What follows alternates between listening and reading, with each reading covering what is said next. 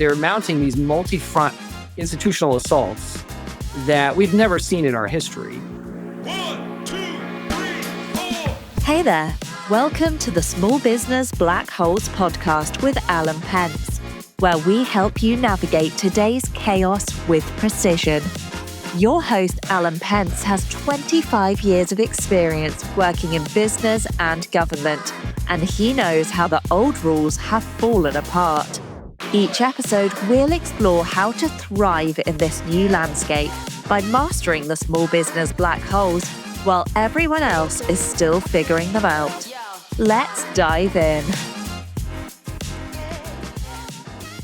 We're back, and today we have a very special guest, Professor Matt Green. He is a political science scholar at Catholic University, an expert on the Congress and particularly the speakership. He was also the legislative assistant in the first congressional office I interned in. Yeah, thanks for having me on. So quickly, just give people an idea. We talked about you being a kind of a scholar of Congress, but give people a quick overview of what you focus on in your work. Sure, yeah. So, a lot of my research is about the House of Representatives in particular, and a lot of the things that happen in the House. Yes, leadership. So I've studied the speakership, but also party leadership in general, how leaders are chosen, the decisions they make, parties also, what's happening not only between parties, but also the dynamics within parties, factions, and so forth. And I've also studied elections and some historical work, too, about how Congress has changed over time. So why is it all screwed up? What's the reason? Come on, what's going on? No, give us an idea, how you've seen. I'm kind of interested, obviously both of us worked in Congress back in the 90s. So we were kind of at the beginning, I think, of an era. But do you see it that way? The vision has kind of evolved over time, and where would you put us on that trajectory? Yeah, so there's just a whole wealth of scholarship about how Congress has changed, particularly about polarization. And that's obviously a big factor here, is that the two parties have become more internally unified and more distinct from each other. So, you've got more partisan division, you've got more partisan conflict. But what you've got also, we were there in the 90s when I would say there was a big step in that direction. It had already been moving that way, but the election of 94, which brought this new Republican majority to the House especially, as well as the Senate, and the leadership of Newt Gingrich kind of helped push that polarization further. But it's not just that, because if you just have two parties that disagree, okay, fine, they disagree, right? And sometimes, things get done, sometimes they don't. But what you've got is a few other things that have made it even harder for Congress to do things. So one of the big ones is greater competition for control of Congress, especially the House. Starting in the 90s and especially accelerating in the 2000s, the ability of each party to win control of the House, is pretty much even. And when you do win as a majority party, you get really only a small majority. So that gives the minority party a big incentive to not cooperate, because they can say, look, we just obstruct and cause difficulties, do a lot of position taking, we'll take the House. So each party, of course, is forgetting that, once you're in the majority in that situation, it's hard to do things, but they really want power. Understandably, that's sort of the incentive structure. So that's part of it. And then there's all these outside forces that have been discouraging lawmakers from legislating. The media is a huge one, social media in particular, where you really get rewarded for doing outlandish things and generating a lot of likes, as opposed to quietly legislating behind the scenes. So there's other things, but those are some of the big forces that have been moving Congress away from a legislative role and more of a highly competitive position-taking role. Yeah, that's a fascinating way to put it, right? So I want to go into that more, but you did say about this, it motivates individual members to take, highly polarized or attention-seeking, attention-getting sort of positions. And so you hear this right now that members come in and they don't even bother to hire much of a legislative staff. It's just all media staff, right? And so in some ways, Congress has become a way to get into the media in a way, right? And so you see these members, like Joe Scarborough is on a TV show and other people go. So must be, now in your AOC, right? She's an interesting character to me because it's she's trying to sort of ascend the leadership. She ran for committee chair or minority ranking member, but she's also this media personality. So it's it's hard to square between like, are there basically two routes now? One is like I become a media star. The other is I go try to like climb the ladder of Congress. Yeah. There are members like Ocasio-Cortez who are looking for ways to do both. But, keep in mind when she was first elected, I would say she was less of a serious legislator and more of a attention seeker, right? So she leads this protest in front of then Speaker Nancy Pelosi's office before she's even sworn in. Sam Rayburn is turning over in his grave, right? Forget the old, get along, go along, or freshmen should keep, quiet. But she's changed over time. And I think it's because, well, I can't read her mind, but I think she also wants to legislate. The problem is lawmakers who come in who don't care about legislating and never do decide to care about legislating. Matt Gaetz would be a good example. He was a pretty mediocre state lawmaker in Florida. He comes into the House and he pretty quickly realizes that, hey, if I want either to be in the media after I leave the House or run for higher office, I would get more political benefit out of being a rabble rouser. And his whole, effort, which succeeded in removing then Speaker Kevin McCarthy, that whole debacle, one of my favorite images is when he said, I'm going to offer this privileged resolution to vacate the chair. And he held a press conference and there's a photo of him completely surrounded by cameras and interviewers. It's like this, almost like a Renaissance painting. He's in the middle. There's all this people around him. And it's like, that's what he wants. That's the incentive. And so when that's the incentive for folks like that, and they don't care about legislating, it's not even just, well, they won't legislate. In his case, they'll actually do destructive things for their party. And whether you liked or disliked Kevin McCarthy, there were 3 weeks there where Republicans did nothing because they couldn't pick a speaker. It's hard to see Congress working when you've got members who have an incentive to not only not legislate, but actually make things harder for their colleagues in their party. So part of that, though, is just, granted, their ability to get their message out is a lot higher now with social media, and they can get around traditional gatekeepers and stuff like that. But they really wouldn't have any power if it weren't for the close nature of the elections, right? And the tight majority. So like, if McCarthy had a 60-seat majority, nobody would care what Matt Gaetz is doing. Right. And so you can think back to the 90s. You had weirdos like Jim Trafficant and, beam me up, Mr. Speaker. And you had people sort of like oddballs like that who might do things like that. But elections weren't that close back then. I don't remember the majorities being 5-10 seats. Right. So is this really just driven by the close nature of the vote? Well, the way I think of it is that all these forces are kind of coming together and reinforcing each other.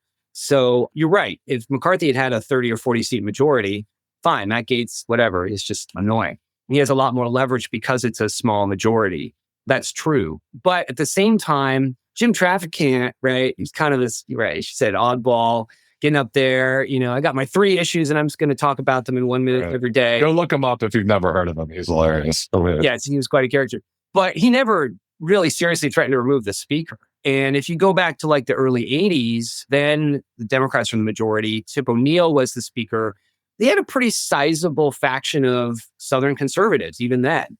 And folks like Charlie Stenholm of Texas were sort of occasionally talking about maybe it's time for O'Neill to go, maybe even trying to organize something. But it didn't really get very far because most members were saying, no, that's totally destructive. We're not going to do that. It's just going to cause chaos. And what do you plan to get out of it? Whereas maybe today, in a similar situation, Stenholm might have been like, yeah, I'm going to be on X and then I can run for governor. So it's not just the small majorities. It's also the nature of the environment, sort of political and media environment that we're in. Is there any precedent on the majority side throughout history? Like for someone, were there other periods where the House was that evenly divided? Yes. So there was a very, very tiny majority after the 1930 election. Republicans, they actually had a majority and then lost it because a bunch of their members died. It makes it sound, I'm making it sound like House of Cards. It wasn't some conspiracy. They just, it was a long time between the election and when the House met. So Democrats had a majority, but it was a very tiny one. And it was difficult at times for them to govern. I actually think in terms of history, we're closer to the late 19th century, where both parties are fighting really fiercely for power, especially in the House. There's a lot of flipping back and forth in majority control.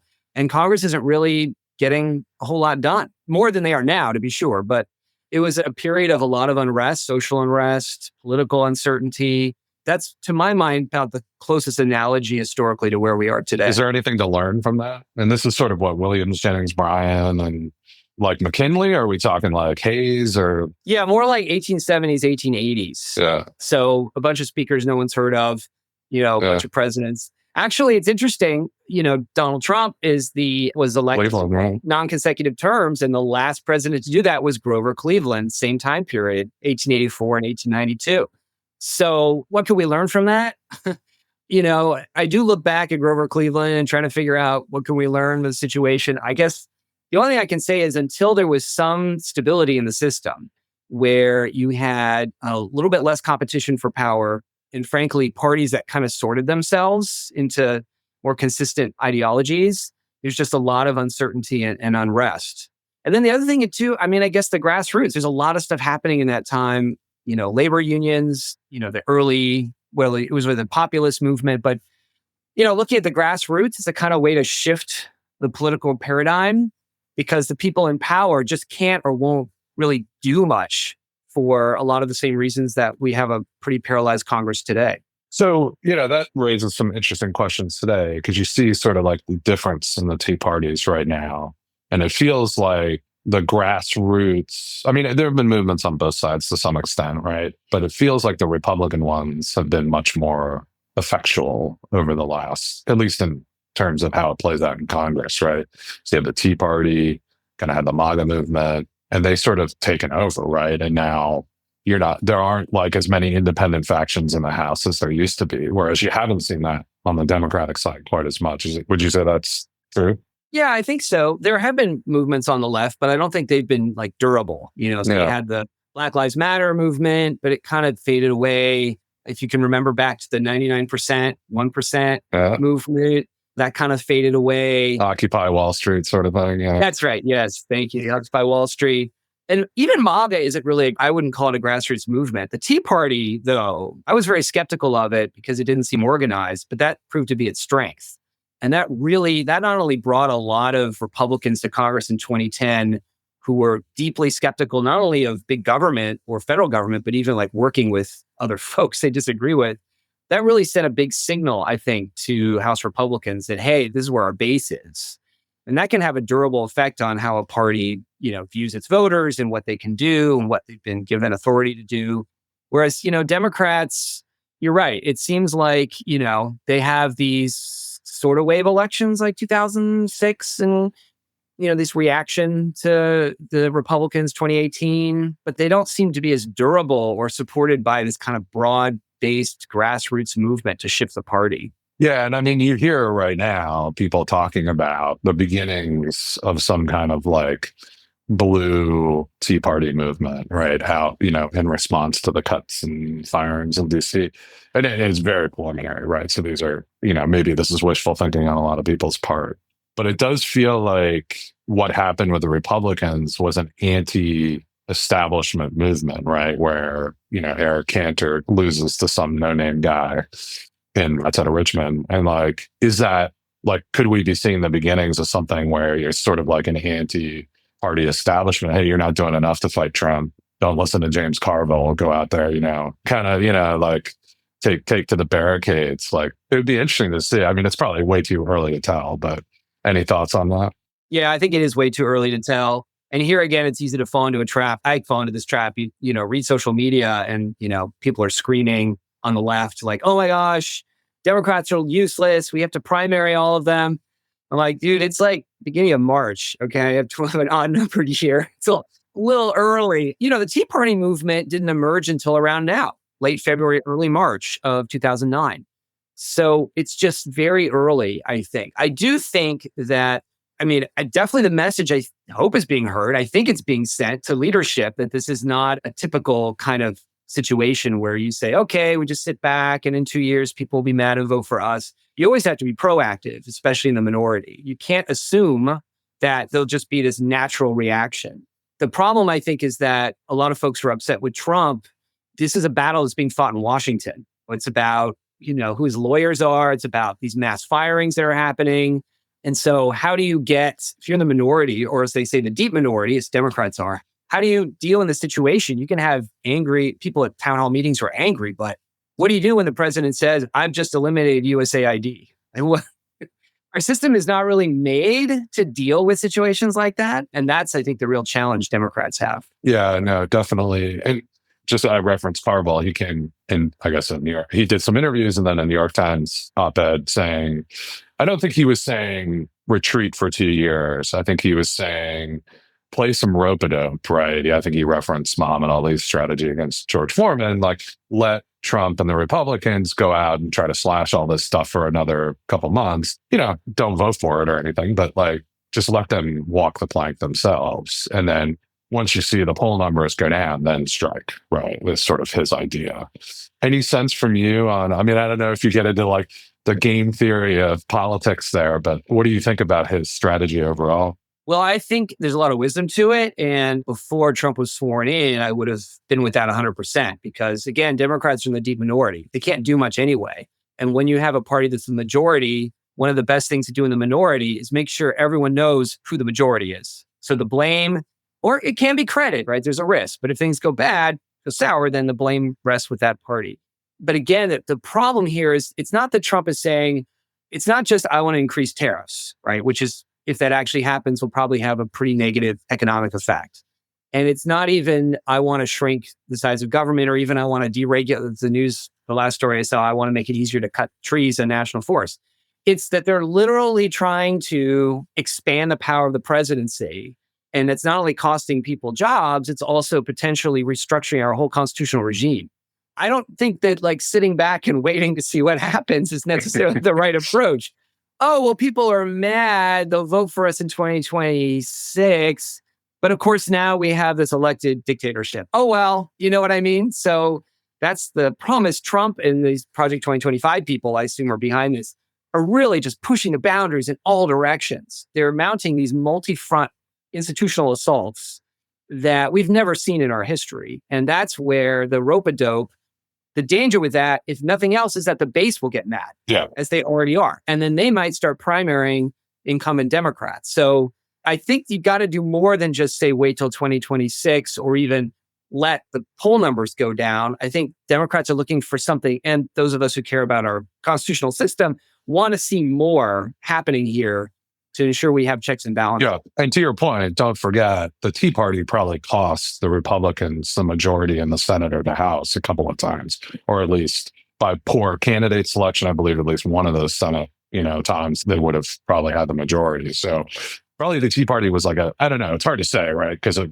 lot of grassroots energy is helpful, but also like when you start nominating unelectable candidates, doesn't help you. So I don't know, like, I'd be curious to hear Mitch McConnell's like overall take, like from 10 years, like was it net positive or net negative? I would assume he's going to say net negative, right?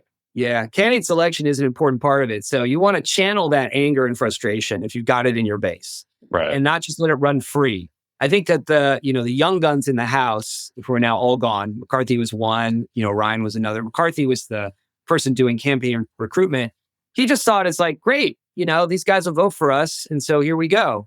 What you need is more like a Rahm Emanuel saying, okay, let's get a good candidate who can win a primary and a general and can be a channel for that grassroots anger. So again, this is why you don't just sit back, because a Tea Party on the left could nominate, I won't name names, but some of these folks are like, oh, you're kidding me. Really? That was your choice? You got to try to way to channel it so that you get good, smart campaigners and candidates, I should say, who are nominated by your base. So let's flip it a bit. Like if you're in the majority now, do you think the strategy they're undertaking, at least in the House, in the Senate, do you think it's a good strategy to get what they want? Well, there's a lot of things they're trying to do, right? But is flooding the zone and just, going for everything you can at once? To some extent, I think there's a risk, right, that you don't do any of it legislatively, really. So then it's all subject to being overturned very quickly by a court ruling and then an executive order in 4 years, right? So that's what we're asking. You're talking about like the Trump White House, what they're doing? Yeah, just like in general, like let's take Johnson, right? He's got a 1 seat right now, maybe, I don't know, what is it overall, 3 to 4 if they're stepped up. Yeah. So what do you think his strategy is going forward right now? I mean, you were facing like potential shutdown in a couple of weeks. This will probably come out, next week. So it'll be very shortly after that. And then you got debt ceiling by June, something like that. And a reconciliation bill with 1 to 2 to 3 seats, depending on the timing. Yeah. I mean, if I could read his mind, then I'd answer the question accurately. But my guess would be he's motivated by two things. One, well, actually, in the end, it's all fear. Okay. Part of it is fear of 2026. I don't see how Republicans are going to expand or even keep their majority in the House. It's like 80-something% of the time, the president's party loses seats in midterms. And he only has to lose 3 or 4 seats, and boom, his majority's gone. So that fear is probably what's driving a lot of this move quickly on tax cuts. Obviously, if you don't keep those tax cuts in place and taxes go up, you're really in trouble. So that's there too. So that's driving, I think, a lot of the rush policy. But I think there's also fear that comes from a tiny majority.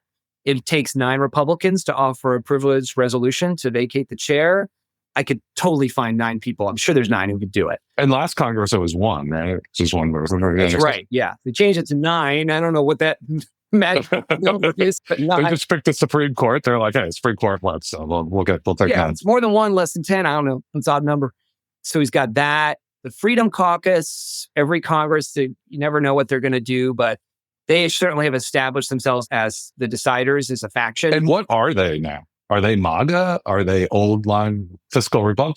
What is the Freedom Caucus? Like, I don't even understand who's who anymore. Yeah. Well, I mean, we could have a whole nother podcast on this. It's something that I've studied at length, and now they're in state legislatures too, which is really interesting. But the short story is they started as a kind of Tea Party-like small government, personal liberty faction.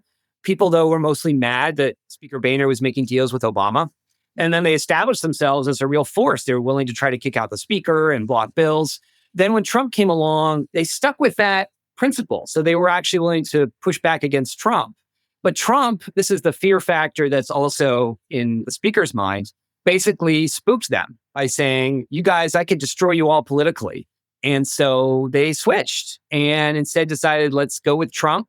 So they were pretty much more MAGA. They lost some members as a result, but they realized that Trump was a great guy to latch onto and help them get more influence. And I think that ever since then, I don't know if I call them MAGA, but they're definitely they're big cheerleaders for Trump and want to be sure that they stay on his good side and his base's good side. I mean, there's a sense in which you could say, looking at the play out post-election with Project 2025 implementation, did MAGA take over the Republican Party, or did the Republican Party take over MAGA? I think more the former. It's MAGA/Trump. It's hard to know. You have to distinguish between the two, I think, because when you hear a congressional Republican say something that sounds MAGA, is it because their voters are MAGA, or is it because they're afraid of Trump? It's in a way we're a little bit like in maybe the early New Deal era, where you don't know it's like FDR that's really driving things, or if it's the party at the grassroots that's driving things. I think that Trump and his allies have done a really good job of shifting the party through the selection of state and local party leaders and through candidate selection. So in that respect, I would say that MAGA has taken over the instrument of the Republican Party as an actual entity and institution. But I don't know where Republican voters are. They like Trump, but Project 2025 pulled very badly across the board. And that's basically what Trump is doing now. So it's a big risk that he's taking, and he's kind of testing it. Will people do whatever I say? And it's sort of symbolized by the Elon Bannon fight, right? Where the tech bros are coming in, they want to, I don't know exactly what they want beyond more meme coins, but there's that kind of taking a sledgehammer to government. And then, I think there's a MAGA part where they don't like the government, but they certainly don't want massive cuts to Medicaid, right? I mean, there are multiple MAGA districts that are a third of the people are on Medicaid, right? So it's a very odd, I agree, it's very puzzling. It's what's going on here? What's the agenda going forward? Yeah, I like that you pointed out Bannon, where sometimes he's in favor of Elon Musk and sometimes he's like, this guy's awful. It is this kind of there's this tension. And part of it too, I think, is that, Trump, for all the talk about scaring Republicans and he's got these views and beliefs, he doesn't have a whole lot of strong views and he doesn't care about policy. So people can latch on and say, yeah, Trump is our guy. And then someone else like Elon Musk can say, no, he's my guy. And Trump will be like, I like this Elon guy. He's like the richest guy on the planet. So do whatever you want. And other people are like, wait, no, but this is not what our plan was. And so you get, this happened in the first White House, is this kind of chaos and people fighting with each other. Yeah. So going back to Johnson, though, so just to put a bow on that, like basically he's trying to use urgency. He's got like a very small majority, his chances of passing these bills are limited, right? So I guess his strategy is like fear of Trump, try to do it fast, just push it through, right?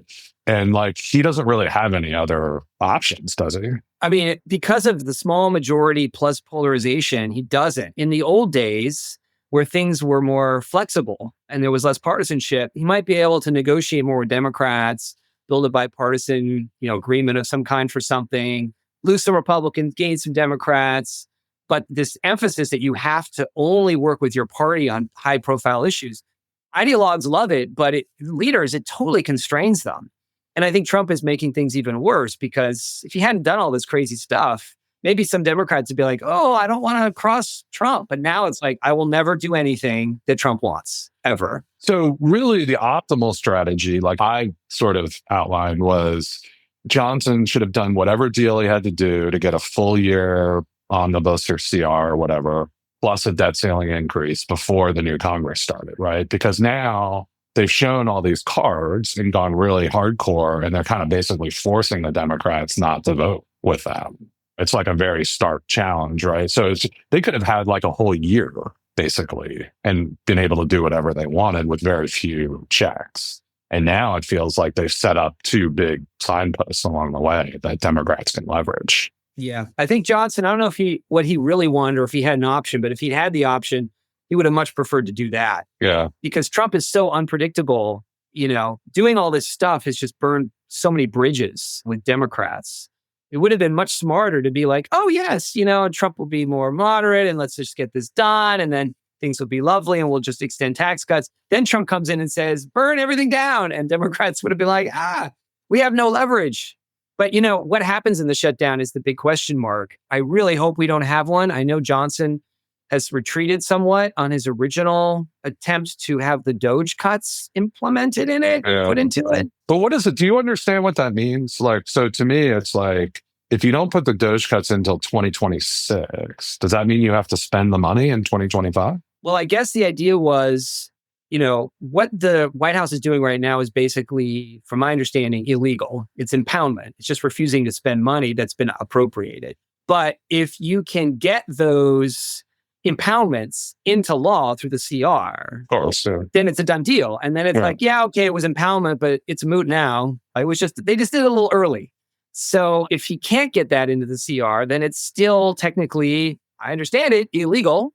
So that's why I think it was a non-starter. Democrats like, the last thing we're going to do is allow this impoundment to become law. Yeah. So if they say it's 2026, I don't see them actually spending the money. So then the 2025 money they've already cut, or stopped spending, to put it that way.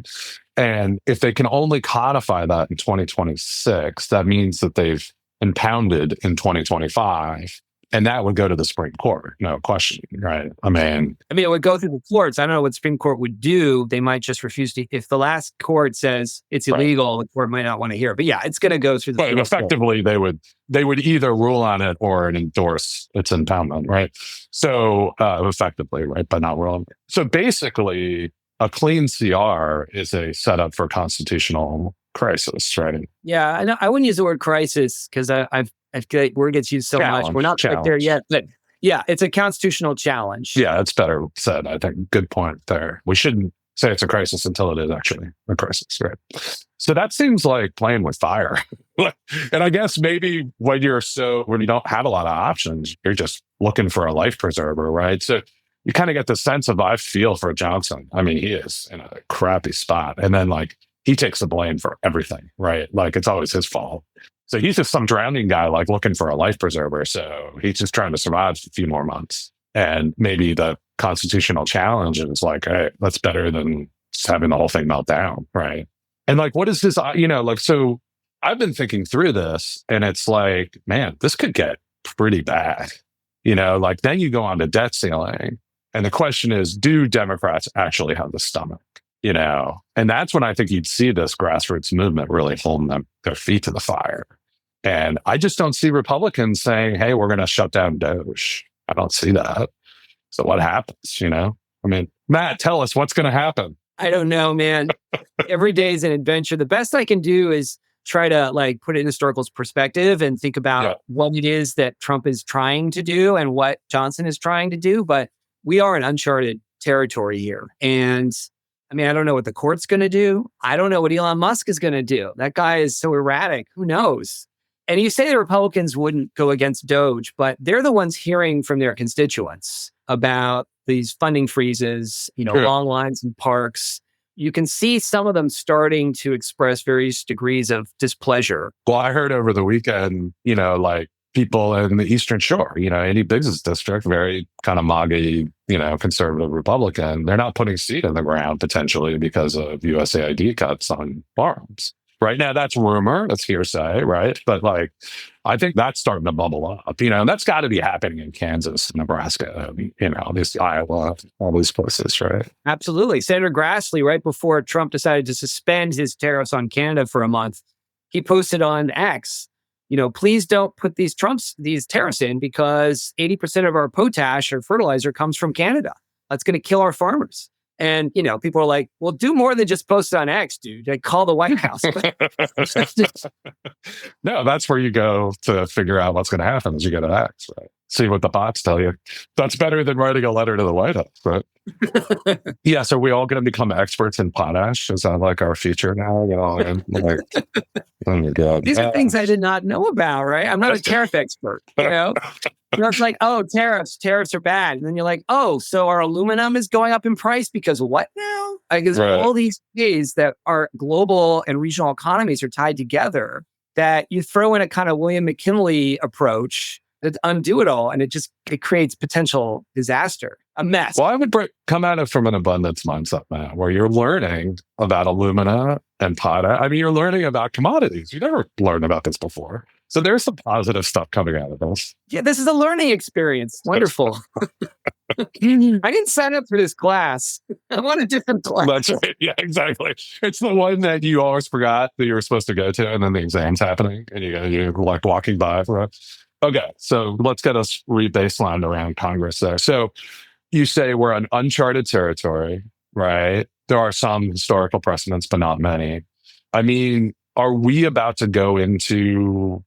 you say it's uncharted, right? But it's are we about to go into maybe one of the most volatile, unstable periods that we've seen in politics in 100 years or more? Or what do you think? Well, I think we're already in a volatile, uncharted period right now where people are, the president is doing things that are blatantly illegal or unconstitutional.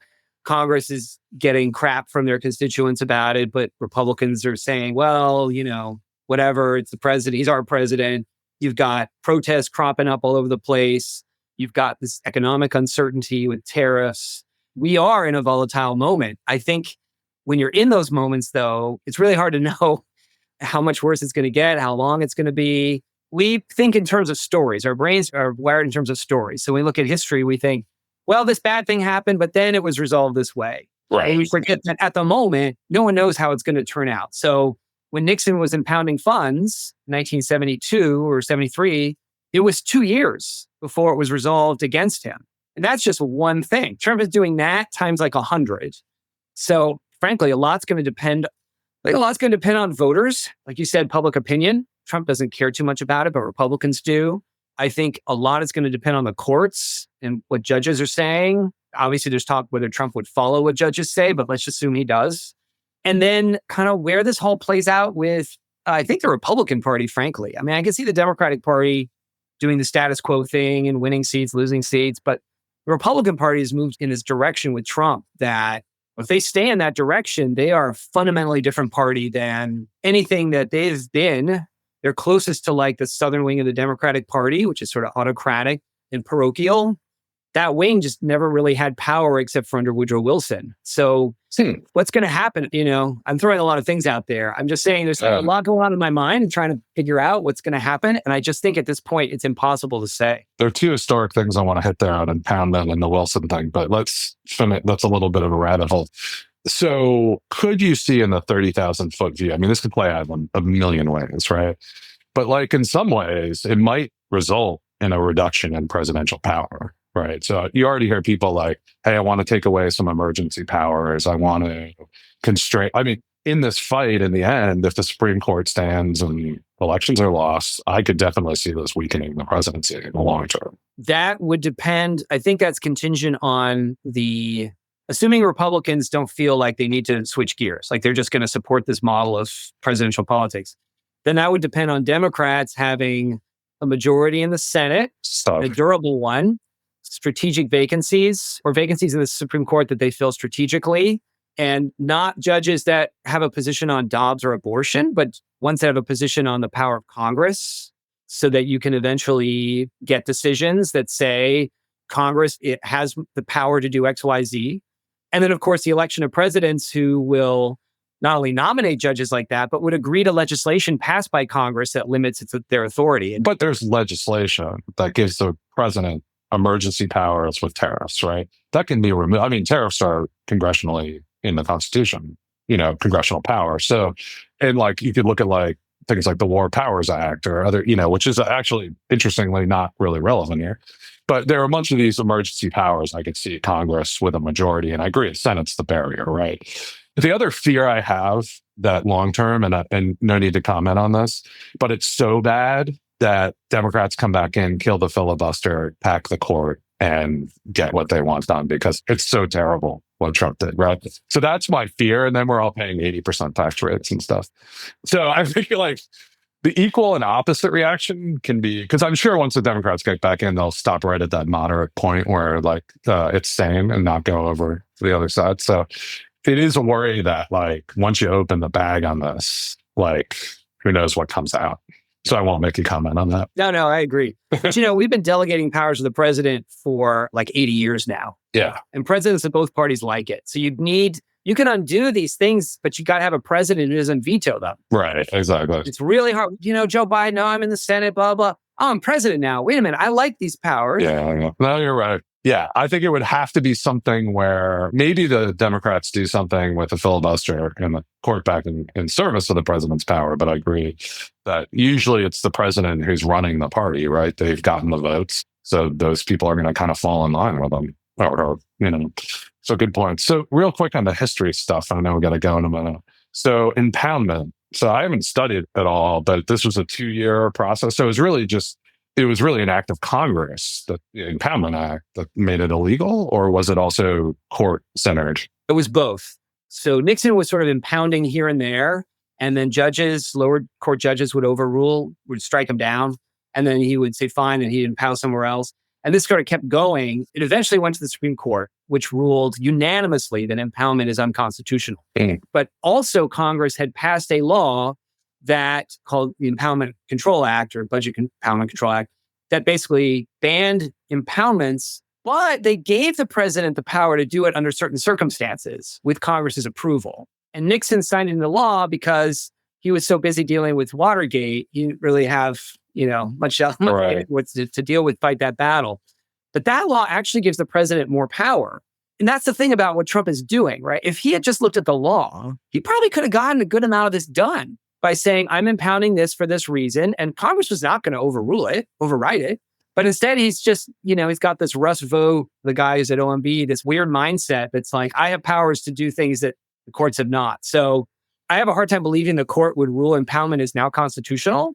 If they did, it's probably game over for Congress. I probably would just study state politics at that point. Yeah, like they say, the Roman Senate didn't go away, right? It was still there 300 years. It just didn't mean anything, right? But, I think I've read that Kavanaugh and Roberts have both ruled on Article 1 or something adjacent. And we're very clear that Article 1 is Article 1 for a reason, right? Yeah. Thomas said that, Congress has budget spending power. Yeah, so we'll see. And then quickly on the Woodrow Wilson. So he say like the Southern Democrats, even though he was governor of New Jersey, were in ascendancy in his presidency and they were more autocratic. So is that some kind of a relation to today? Kind of. The Democratic Party was very different. So it had this progressive wing. And so ironically, a lot of what Project 2025 is trying to do is undo the things that were done under Woodrow Wilson. Interesting. Passing fair labor laws, the income tax, these kinds of things where the national government is legislating, is expanding its power on behalf of the working class, farmers, et cetera. But the Democratic Party had its largest wing was Southerners. And yes, Woodrow Wilson was governor of New Jersey, but he was originally from Virginia. And so where the Southerners chose to exercise their maximum influence was on race policy. So this was when DC resegregated. This is when African Americans were losing their jobs. Basically, African Americans were being purged from the federal government. Yeah. So it was like the Southern wing was getting a lot of what they wanted, but some of it was progressive and some of it was regressive. But it was really the height of the power of Southern Democrats was the Woodrow Wilson era.